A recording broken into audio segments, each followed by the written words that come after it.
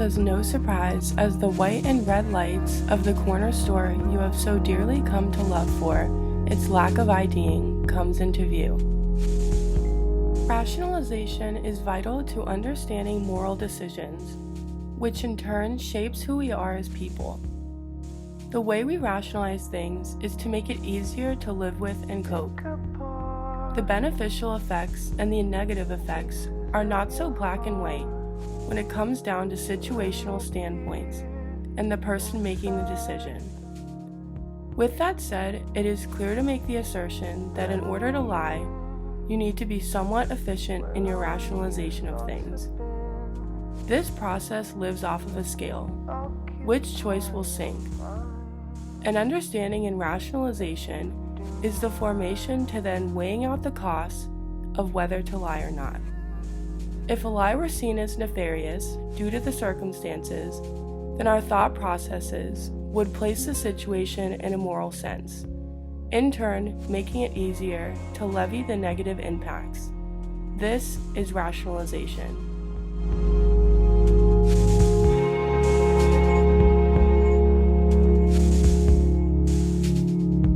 Stated by Early in testing the simple model for rational crime, quote, weighing the costs versus the benefits, there was no place for consideration of right or wrong. It was simply about the comparison of possible, positive, and negative outcomes, end quote.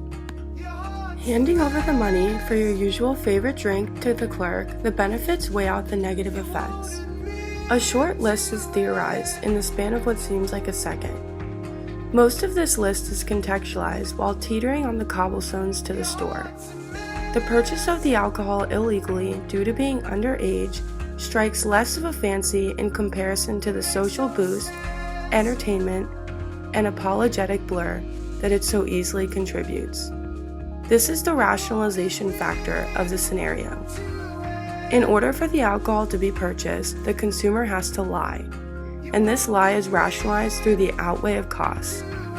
The lie is deemed appropriate due to the positive effects it is foreseen to forecast from the consumption in a social aspect. Alcohol in hand, with an address in mind, the night is started. Joining friends at a house show, more instances are revealed from the effects of the alcohol in regards to rationalization and its primary role in the decision to lie or not. The U.S. Department of Justice states that, quote, during adolescence, youth strive for acceptance by their peers.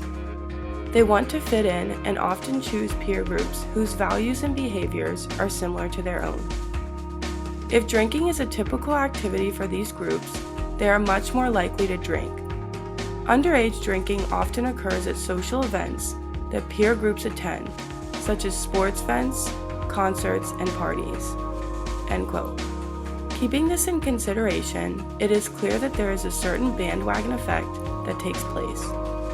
The rationalization to drink is caused by the individuals around them and their influence. The lying takes place under this same thought process.